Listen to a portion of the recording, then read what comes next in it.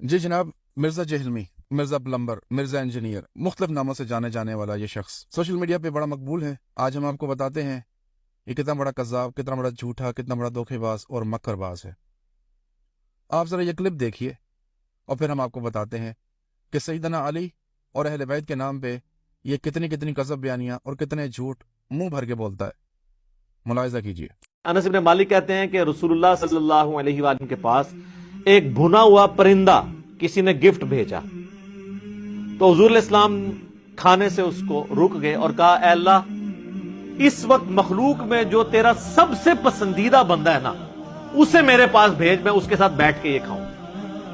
اب حضرت انس کہتے ہیں میں سوچ میں پڑ گیا یہ بندہ کون ہوگا، تو مولا علی آ گئے اور پھر کہتے ہیں مولا علی نے اور رسول اللہ نے بیٹھ کے وہ پرندہ کھایا۔ سر یہ ان الفاظ کے اندر قیامت چھپی ہوئی ہے۔ پیغمبر کی موجودگی میں پیغمبر یہ خواہش کر رہا ہے کہ ایسا شخص جو تجھے سب سے بڑھ کر مخلوق میں محبوب ہے اسے میرے پاس بھیج کہ میں اس کے ساتھ بیٹھ کے یہ کھاؤں، تو مولا علی آتے ہیں۔ آپ نے روایت سنی، اب آپ کو جو بات مرزا نے نہیں بتائی وہ دیکھیے، اور جو مرزا نے بیچ میں تحریف کی ہے، جو اس نے اپنی زبان سے کچھ باتیں ایسی ڈال دیں جو کہ روایت میں موجود نہیں ہیں۔ مثال کے طور پہ مرزا نے اس روایت میں کہا جی کہ جب نبی پاک علیہ السلام نے پرندہ کھانے کا ارادہ کیا اور اللہ سے دعا مانگی کہ اللہ آپ اپنی مخلوق میں جو سب سے محبوب بندہ ہے اس کو بھیجیں، تو مرزا نے کیا کہا؟ مرزا کہتا ہے کہ سیدنا انس بن مالک سوچ میں پڑ گئے کہ پتہ نہیں کون بندہ آنے والا ہے، یہ روایت میں ہے ہی نہیں۔ یعنی اس خبیث نے اپنی طرف سے بات ڈال دی کہ سیدنا انس بن مالک سوچ میں پڑ گئے، یہ روایت کا حصہ ہے ہی نہیں۔ مرزا کو کس نے بتایا کہ وہ سوچ میں پڑ گئے؟ اور پھر کہتا ہے جی کہ سوچ میں پڑ گئے، کیا سوچ؟ کہ پتہ نہیں کون بندہ آئے گا، یہ بھی روایت میں نہیں ہے۔ یعنی سیدنا انس بن مالک کا نہ سوچنا اور کیا سوچنا دونوں چیزیں موجود نہیں ہیں۔ مرزا کو سمجھ آ گئی ہے کہ انہوں نے 1400 سال پہلے کیا سوچا تھا، تو مرزا نے اپنی طرف سے روایت میں کہانی سنا دی۔ اب آتے ہیں سند کی طرف، تو مرزا نے سند میں بہت ساری باتیں چھپائیں۔ سند پرلے درجے کی ضعیف اور مردود، لیکن مرزا نے اس کو بیان نہیں کیا۔ اس سند کا پہلا راوی ہے سفیان بن وکی، وہ ایک پرلے درجے کا ضعیف اور مردود راوی ہے، شدید مجروح ہے، اس کے اوپر متروک اور متہم بالکذب تک کی جرح موجود ہے۔ مرزا یہ چھپا گیا، مرزا اپنے چوکروں کو یہ نہیں بتائے گا، کبھی نہیں بتائے گا۔ دوسرا راوی عبید اللہ بن موسیٰ ہے، غالی شیعہ راوی ہے، مرزا غالی شیعہ راویوں کی روایتیں بیان کرتا ہے۔ تیسرا راوی اس میں اسماعیل بن عبد الرحمن السدی ہے، یہ بھی شیعہ راوی ہے، اس پہ شیعہ ہونے کی جرح موجود ہے، اور ساتھ میں اس پہ یہ بھی اتہام ہے کہ یہ غلطی کرتا ہے۔ یعنی اندازہ کریں آپ کہ مرزا ایسی سند کے ساتھ روایت کو اتنے کانفیڈنس کے ساتھ پیش کر رہا ہے کہ جیسے بہت بڑی فضیلت ثابت کر رہا ہے۔ حقیقت کیا ہے کہ پرلے درجے کا ضعیف راوی سفیان بن وکی، متروک متہم بالکذب عبید اللہ بن موسیٰ غالی شیعہ راوی، اور اسماعیل بن عبد الرحمن ایک اور شیعہ راوی، یعنی ایک سند میں دو شیعہ راوی بیٹھے ہیں، اور پرلے درجے کا ضعیف راوی بیٹھا ہے، اور اس روایت کو علامہ البانی نے ضعیف قرار دیا ہے، اور مرزا اس کو منہ بھر کے سنا رہا ہے، ایسے سنا رہا ہے جیسے، اور کیا کہتا ہے کہ اللہ کے رسول بھی موجود تھے۔ آپ دیکھیں اس میں بہت بڑی چیز بیان ہوئی ہے، اللہ کے رسول بھی موجود تھے، اور پھر بھی کہا کہ اللہ تجھے سب سے زیادہ جو محبوب ہے، گویا یہ کہنا چاہ رہا ہے اشارے کنارے میں کہ علی اللہ کو شاید نبی سے بھی زیادہ محبوب تھے۔ آپ اندازہ کریں، ایسے شیعوں کی روایتیں، ایسے ضعیف اور مردود راویوں کی روایتیں مرزا اپنے لوگوں کو سناتا ہے، اور وہ لوگ ہیں وہ آنکھیں بند کر کے بس جھولے لال کر اندر دم مس کر اندر کرتے ہوئے ہر چیز کو قبول کر لیتے ہیں، جبکہ سیدنا علی علیہ السلام کی شخصیت اس طرح کے من گھڑت فضائل کی محتاج نہیں ہے۔ علی علیہ السلام کے فضائل صحیح اسناد کے ساتھ روایات سے ثابت ہے، لیکن مرزا لوگوں کو مردود، باطل اور من گھڑت روایتیں سناتا ہے، اور وہ چیزیں بیان کرتا ہے جن کا حقیقت سے کوئی تعلق نہیں۔ سوال یہ پیدا ہوتا ہے کہ ہم کیوں ان روایات کو ڈسکس کر رہے ہیں. ہمیں یہ روایات ڈسکس اس لیے کرنی پڑ رہی ہیں کہ مرزا اور اس کے جو فالوورز ہیں انہوں نے ان روایات کی بنیاد کے اوپر صحابہ کرام میں تفریق کرنے کی کوشش کی ہے، جو کہ ایک فتنہ ہے. یہ وہ فتنہ ہے جو آج سے 1400 سال پہلے سیدنا عثمان علیہ السلام کے اخیر دور میں پیدا ہوا ان خارجیوں کی جانب سے، جنہوں نے سیدنا عثمان علیہ السلام جو کہ خلیفہ راشد ہیں، ذوالنورین ہیں، نبی علیہ الصلوۃ والسلام کے دوہرے داماد ہیں، جن سے فرشتے حیا کرتے تھے. وہ ایسی بڑی جید شخصیت تھی. ایک منافقین کے گروہ میں، خارجیوں کے گروہ نے ان کے خلاف بغاوت کی، ان کے گھر کا محاصرہ کیا اور ان کو شہید کر دیا. اس کے بعد امت تقسیم ہو گئی، دو گروہوں میں بٹ گئی. وہ تقسیم آج تک چلی آ رہی ہے. آج کے دور میں ایک وہ لوگ ہیں جو ان خارجیوں سے دلی محبت رکھتے ہیں اور ان کی بنیاد کے اوپر، ان کے نظریے کے اوپر سیدنا عثمان علیہ السلام کو طعن و تشنیع کا نشانہ بناتے ہیں اور ان کے ساتھیوں کو، یعنی اصحاب عثمان. ہمارے محدثین، سلف صالحین، اکابرین، اہل سنت والجماعت نے ہمیشہ ہمیں نصیحت کی ہے کہ صحابہ کے آپس کے اختلافات پہ عف لسان کرو، یعنی اپنی زبان کو بند رکھو. کیوں؟ اس لیے کہ ہماری یہ اوقات نہیں، ہماری یہ جرت نہیں ہونی چاہیے، ہماری حیثیت نہیں کہ ہم ان جیسی شخصیات کے اوپر گفتگو کریں، ان کے اوپر اعتراض کریں کہ جن کے ایمان کی گواہی اللہ نے دی، جن کو نبی علیہ الصلوۃ والسلام کی صحبت ملی، جو نبی علیہ الصلوۃ والسلام کی شاگردی میں رہے. ان کے آپس کے اختلافات ان کے آپس میں ہی ہیں، ان سے ہمارا واسطہ نہیں. تو ہمارے محدثین، اکابرین، سلف صالحین نے ہمیشہ ہمیں یہ نصیحت کی رکھی کہ ان کے معاملے میں زبان درازی مت کرو.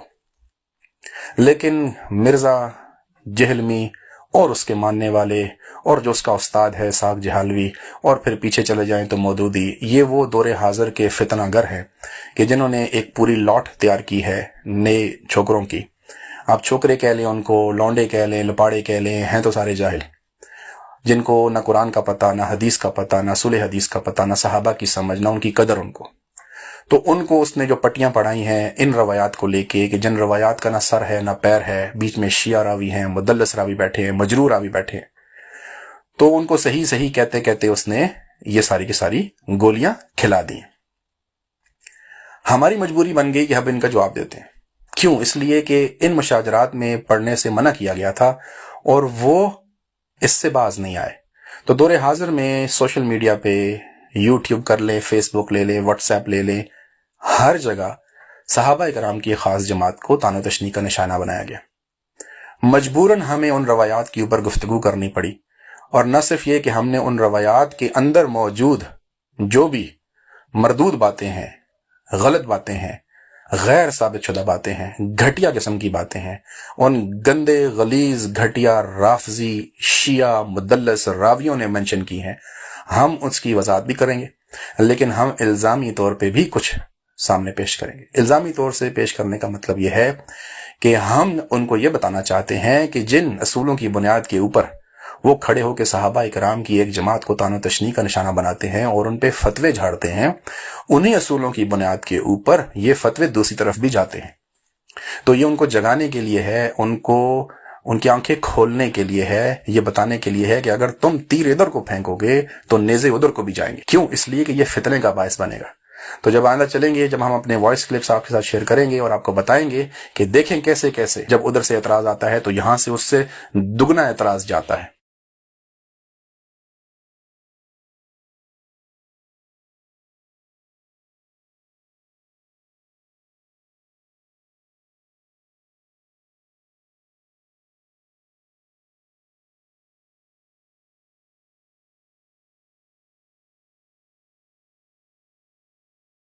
روایت ہے صحیح مسلم کی 4776، اس کے اوپر گفتگو کرتے ہیں. 4776 کو لے کے پلمبری فرقے کے بانی مرزا جہلمی اور اس کے جو فین کلب ہے، اس کا جو اس کے فالورز ہیں، وہ بچے سارے اس روایت کو لے کے آ کے صحابی رسول، کاتب وحی، ہادی و مہدی سیدنا امیر معاویہ علیہ السلام کے اوپر اعتراض کرتے ہیں. یہ روایت ہے عبد الرحمن کوفی، جس کا پورا نام ہے عبد الرحمن بن عبد الرب کعبہ. عبد الرحمن کوفی کی اس روایت میں یہ اعتراض کیا جاتا ہے کہ سیدنا امیر معاویہ علیہ السلام جو تھے، نعوذ باللہ، وہ ایسے کام کرتے تھے جو کہ میں ابھی آگے بیان کروں. صحیح مسلم کی اس روایت میں جو 4776 ہے، اس میں عبد الرحمن کہتا ہے کہ اس کی ملاقات ہوئی سیدنا عبداللہ بن عمر بن عاص سے، جو کہ صحابی رسول ہیں. یہ سیدنا عمر بن عاص کے بیٹے ہیں. سیدنا عمر بن عاص کے بیٹے سیدنا عبداللہ بن عمر بن عاص نبی علیہ الصلوۃ والسلام کا ایک قول بیان کرتے ہیں جسے ہم مرفوع حدیث کہتے ہیں، جس میں نبی پاک علیہ السلام فتن کا بیان کرتے ہیں کہ نبی پاک علیہ السلام کے بعد عنقریب فتنہ آئے گا اور اس میں جو مؤمنین ہوں گے ان کے لیے وعید ہے ان کے لیے ایک وارننگ ہے کہ یہ بڑا مشکل وقت ہوگا ان کے لیے. اس کو بیان کرنے کے بعد سیدنا عبداللہ بن عمر بن عاص خلافت کی بیعت کی بات کرتے ہیں اور یہ بیان کرتے ہیں کہ جب ایک خلیفہ کے اوپر اس کی بیعت کر لی جائے تو پھر جو اس بیعت سے اپنا ہاتھ کھینچ لے اس کے لیے بڑی سخت وعید ہے اور حکم ہے کہ اس کی گردن مار دی جائے، جس کے اوپر مختلف چیزیں بیان کی جا سکتی ہیں جو ہم آگے چل کے مختلف اوقات میں بیان کریں گے. عبد الرحمن کوفی جب یہ حدیث سنتا ہے سیدنا عبداللہ بن عمر بن عاص سے تو اس کے بعد کچھ باتیں وہ خود بیان کرتا ہے جن کے اوپر گفتگو کرنے سے پہلے میں آپ کو تعارف کرا دوں کہ عبد الرحمن کوفی کون تھا. عمومی طور پہ صحیح مسلم کی روایت کو دیکھ کے کہا جاتا ہے کہ بس اب سب کچھ جو لکھا ہوا ہے وہ منوعاً تسلیم کیا جائے گا، جبکہ ایسی بات نہیں ہے. یہ الفاظ جو بیان کیے جاتے ہیں سیدنا امیر معاویہ کے اوپر، یہ جو الزامات ہیں، یہ جو بکواسیات ہیں، خرافات ہیں، یہ بیان کرنے والا عبد الرحمن کوفی ہے. تو اس نام کو مت بھولیے. عبد الرحمن کوفی سیدنا امیر معاویہ کا مخالف تھا، ان کا دشمن تھا. ان کی اس مخالفت میں وہ سیدنا علی علیہ السلام کے لشکر کا حصہ تھا. تو دشمن معاویہ، مخالف معاویہ، کوفی شیعان علی میں سے ایک ایسا شخص، اور وہ الزامات لگائے سیدنا امیر معاویہ علیہ السلام. اس کو توجہ سے سنیے اگلے کلپ میں. اچھا، کوفی اپنی ایک تاریخ رکھتے ہیں الزامات لگانے کی، گھٹیا سے گھٹیا بکواسیات کرنے کی، تہمتیں لگانے کی. تو آپ یہ سوچ رہے ہوں گے کہ کیا عبد الرحمن کوفی کوئی اکیلا آدمی تھا جس نے یہ حرکت کی ہے؟ تو ایسا نہیں. کوفیوں کی تاریخ ہے کہ انہوں نے ہمیشہ صحابہ کرام پہ گھٹیا الزام لگائے اور اس کے بعد صحابہ کرام جیسی جید شخصیات کے خلاف پوری کیمپین چلائی، اور انہوں نے نہ اہل بیت کو بخشا نہ انہوں نے صحابہ کرام کو بخشا. چاہے سیدنا حسین ہو، ان کو شہید کرنے والے کوفی، سیدنا حسن ہو، شہید کرنے والے کوفی. ان سے پہلے لے جائیں آپ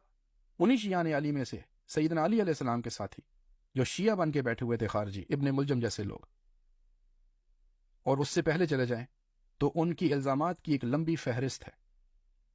عبد الرحمن کوفی کوئی اکیلا کوفی نہیں تھا جس نے یہ حرکت کی ہے، اس کے پیچھے پوری ایک تاریخ موجود ہے. مثال کے طور پہ بڑے جید صحابی ہیں، عشرہ مبشرہ کے صحابی ہیں. سیدنا سعد بن ابی وقاص بڑے نامور صحابی ہیں، جرنیل صحابی ہیں، بدری صحابی ہیں. نبی علیہ الصلوۃ والسلام نے ان پہ اپنے ماں باپ کو جمع کیا ہے کہ 7 تیر چلاؤ میرے ماں باپ تجھے قربان.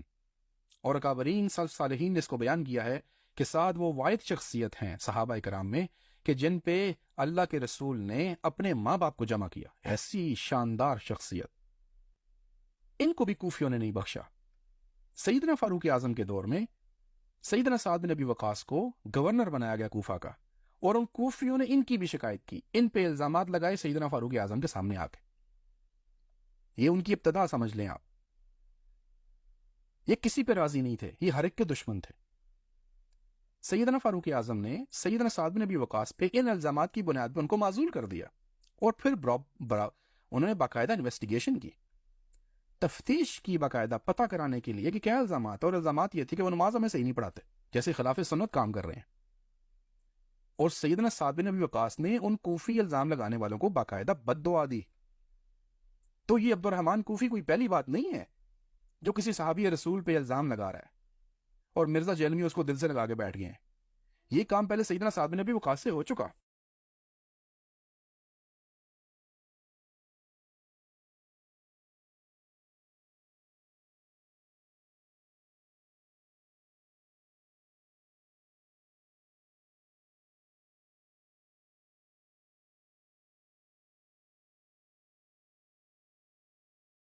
آگے چلیے تو انہی کوفیوں نے سیدنا عثمان علیہ السلام جو خلیفہ راشد ہیں، ان کے گورنر ولید بن عقبہ صحابی رسول ہیں علیہ السلام، ان کے اوپر بھی الزام لگایا. جیسے سیدنا سعد بن ابی وقاص پہ الزام لگایا کہ نماز غلط پڑھاتے ہیں. اندازہ کریں آپ، بدری صحابی کو کہا نماز غلط پڑھاتے. اشرف و بشرا کے صحابی نبی کے ساتھیوں کو کہا. انہی خبیث کوفیوں نے پھر سیدنا ولید بن عقبہ علیہ السلام کے اوپر الزام لگایا کہ یہ شراب پی کے نماز پڑھا رہے تھے، اور آ کے انہوں نے شکایت کر دی سیدنا عثمان علیہ السلام کے پاس، اور اس کے اوپر صحیح روایت ملتی ہے. کسی نے نہیں دیکھا تھا کہ انہوں نے شراب پی، لیکن انہوں نے کیا کہا، ہم نے اس کو کیا کرتے دیکھا ہے، یعنی ہم نے اس کو وامٹ کرتے دیکھا ہے. اور کیا کرنے کا مراد یہ ہے، مطلب یہ ہے کہ اس نے شراب پی ہوئی تھی. الگ سے ہمیں روایت ملتی ہے جس میں ولید بن عقبہ نے سیدنا عثمان علیہ السلام سے گلہ کیا کہ انہوں نے میرے پہ جھوٹا الزام لگایا. لیکن سیدنا عثمان علیہ السلام نے، کیونکہ فتنہ کھڑا کیا گیا تھا ان کے اوپر کہ آپ نے ایسے گورنر لگا دیے، انہوں نے اس کو پھر بھی اس کے اوپر حد جاری کی. خلیفہ راشد تھے، 2 گواہ آگے انہوں نے تسلیم کر لی. جس طرح سیدنا عمر فاروق علیہ السلام نے جب گواہ آ گئے تو انہوں نے سیدنا سعد بن ابی وقاص کو معزول کر دیا. پھر اس کے بعد تفتیش کی, جا کے پتہ کرایا, کوفہ میں گئے وہ لوگ جن کو انہوں نے تفتیش کے لیے بھیجا کہ کیا سیدنا سعد بن ابی وقاص ایسے کرتے ہیں, تو کوفے میں جس سے مل رہے ہیں وہ ان کی تعریف کر رہے ہیں. اسی طرح انہوں نے ولید بن عقبہ پہ الزام لگایا. تو کوفیوں کی ایک تاریخ ہے, یہ خبیث ہمیشہ ایسی ہی حرکتیں کرتے پائے گئے ہیں. انہوں نے سعد بن ابی وقاص علیہ السلام کو نہیں چھوڑا, ولید بن عقبہ علیہ السلام کو نہیں چھوڑا, اس کے بعد انہوں نے سیدنا علی کو بھی نہیں چھوڑا. آپ شیعہ کی کتب پڑھ لیں, سیدنا علی علیہ السلام فرماتے ہیں کہ میرا دل کرتا ہے, میری یہ خواہش ہے کہ کاش میں اپنے 10 یعنی اپنے شیعے 10 دے کے معاویہ کا ایک بندہ لے لوں کہ وہ ایسے وفادار لوگ ہیں, وہ ایسے شجاعت والے لوگ ہیں, اور یہ سارے بزدل بے وفا لوگ ہیں. تو کوفیوں کی ہسٹری ہمارے سامنے ہے. انہی کوفیوں میں سے یہ بندہ عبد الرحمن کوفی بھی ہے, اور اس نے سیدنا معاویہ پہ الزام لگا دیے, اور مرزا نے اس کو اٹھا کے ناچنا شروع کر دیا. اور جو مرزے کے فالوور ہیں وہ تو ظاہر مرزے کی ڈھول پہ چلتے ہیں, تو مرزا ڈھول بجاتا جاتا ہے اور یہ لوگ ناچتے ہیں, اس پہ رقص کرتے ہیں, اور کوئی یہ دیکھنے کی صلاحیت نہیں رکھتا, کسی کی آنکھیں یہ دیکھ نہیں پا رہی کہ یہ الزام لگانے والا کون ہے, عبد الرحمن کوفی. اب لوگ کہتے ہیں جی ثقہ تابعی ہے, تو ہم جاننا چاہتے ہیں کہ اس ثقہ تابعی نے اور کتنی روایات بیان کی ہیں سوائے اس کے. ٹھیک ہے, تو کسی کے الزامات سے یہ ثابت نہیں ہو جاتا کہ بھائی جرم کیا گیا ہے, نہیں ثابت ہو سکتا. کون سی عدالت میں صرف الزام لگانے سے ثابت ہو جاتا ہے کہ الزام ثابت ہے, اور وہ بھی لگانے والا ایسا ہو کہ جو خود بائسڈ آدمی ہے, مخالف ہے, دشمن ہے, اور کوفیوں کی ایک ہسٹری ہے, وہ شیعان علی میں سے ہے, ان کے ساتھیوں میں سے ہے, سیدنا علی کی طرف سے ہو کے جنگ کرنے والوں میں سے ہے. یہ تو ایسے ہی ہے کہ جیسے سیدنا معاویہ علیہ السلام کے لشکر میں سے کوئی ان کا فالوور اٹھ کے سیدنا علی پہ الزام لگا دے کہ آپ نے عثمان علیہ السلام کو شہید کیا, تو کیا کریں گے؟ تسلیم کر لیں گے کسی کے الزام لگانے کو کہ دیکھیں جی الزام لگ گیا اور ثابت ہو گیا. نہیں, ہم نہیں مانیں گے. تو جب ہم وہ نہیں مانیں گے تو ہم یہ کیوں مان لیں؟ یعنی کوفی سیدنا معاویہ پہ اعتراض کریں تو ہم مان لیں, لیکن سیدنا معاویہ کی طرف سے کوئی بندہ اٹھ کے سیدنا علی پہ اعتراض کرے تو وہ ہم نہ مانیں. اور ایسے اعتراض موجود ہیں ہمارے پاس, اور بخاری مسلم میں موجود ہیں کہ لوگوں نے سیدنا علی پہ بھی اعتراض کیے ہیں. تو معلوم یہ ہوا کہ صرف الزام لگانے سے, وہ بھی ایسے لوگوں سے جو کہ دشمن ہیں, بائسڈ لوگ ہیں, الزام ثابت نہیں ہو جاتے. عبد الرحمن کوفی کی ایک اس حرکت کی طرف بھی آپ توجہ دیں. سیدنا عبداللہ بن عمرو بن عاص یہ بڑے جید صحابی ہیں, نبی پاک علیہ السلام کی صحبت ملی, نبی پاک علیہ السلام سے سیکھنے والے ان کے شاگرد ہیں, اور ان سے بہت سی روایات مروی ہیں. جب وہ نبی پاک علیہ السلام کا یہ ارشاد نقل کر رہے ہیں, بیان کر رہے ہیں, تو عبد الرحمن کوفی کیا کرتا ہے؟ کہتا ہے آپ قسم اٹھائیں, کہ اللہ کی قسم اٹھا کے کہیں کہ یہ واقعی نبی پاک علیہ السلام نے کہا ہے. یعنی اس کو شرم نہیں آئی کہ نبی پاک علیہ السلام کے صحابی ہیں, کیا وہ جھوٹ بول رہے ہیں تم سے کہ تم ان سے کہہ رہے ہو اللہ کی قسم اٹھاؤ؟ یعنی آپ اندازہ کریں کہ وہ کس سوچ میں بیٹھا ہے کہ عبداللہ بن عمرو بن عاص نبی پاک علیہ السلام کا قول سنا رہے ہیں. اور ہم اہل سنت والجماعت کا یہ عقیدہ ہے کہ تمام صحابی کلہم عدول, عادل ہیں. اس کے لیے عادل نہیں تھے, اس نے اللہ کی قسم اٹھائی کس لیے ہے؟ اس کو حیا نہیں آئی, اس کو شرم نہیں آئی. کہتا اللہ کی قسم اٹھا کے گئے, اللہ کے رسول نے کہا کہ نہیں, اور انہوں نے اللہ کی قسم اٹھا کے کہا پھر. یعنی اس کو صحابی رسول پہ یقین ہی نہیں تھا, یہ ان کو بے اعتبار سمجھتا ہے, یہ سمجھتا تھا وہ عادل نہیں ہے, اور اللہ کی قسم اٹھا کے ان سے کہہ رہا ہے. آپ اس کی سوچ دیکھ لیں, آپ اس کی سمجھ دیکھ لیں.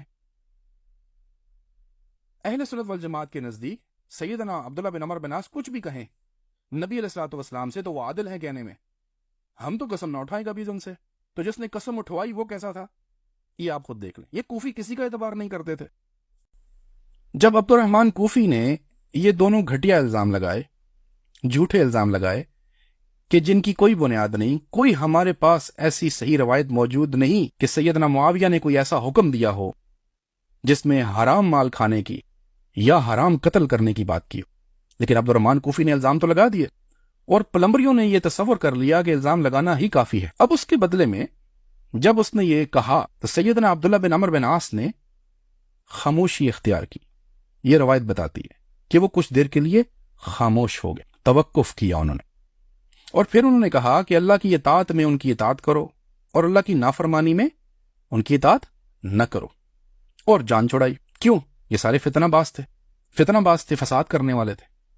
عبداللہ بن عمرو بن عاص نے اس کو یہ نہیں کہا کہ تم ٹھیک کہتے ہو, مت ان کی بات مانا کرو, نہیں. انہوں نے اس کے سامنے صرف اصول بیان کر دیا, کیا کہ اللہ کی اطاعت میں ان کی اطاعت کرو, اور اگر اللہ کی نافرمانی ہے تو اس میں ان کی اطاعت نہ کرو. اب ہمارے سامنے جو پلمبری ہیں, اسی طرح جو جہالوی شیعہ کی گروپ کے لوگ ہیں, وہ ہمارے سامنے یہ توجیہ پیش کرتے ہیں کہ سیدنا عبداللہ بن عمرو بن عاص نے اس کا رد نہیں کیا. خاموشی اختیار کرنے کا مطلب یہ ہے کہ وہ اقرار کر رہے ہیں گویا کہ جیسے الزام درست ہیں. اب یہ بہت ہی خطرناک اصول ہے. یہ بہت ہی خطرناک بات کی انہوں نے کہ سکوت کو انہوں نے یہ سمجھ لیا کہ اگر الزام لگانے والے کے سامنے سکوت اختیار کیا جائے گا تو پھر یہ اسبات ہے کہ جیسے کہ وہ اقرار کر رہے ہیں کہ ہاں یہ ہوا، ورنہ ان کو انکار کرنا چاہیے تھا کہ تم جھوٹ بول رہے ہو. اب یہ کیوں خطرناک ہے؟ آپ یہ دیکھیے. یہ خطرناک اس لیے ہے کہ ہمارے پاس ایسی مثالیں موجود ہیں کہ جب ایسے الزامات لگائے گئے ہیں اور آگے سے سکوت رہا ہے. کیسے؟ میں مثال دیتا ہوں آپ کو. ہمارے پاس صحیح روایت موجود ہے سیدنا عباس علیہ السلام کی.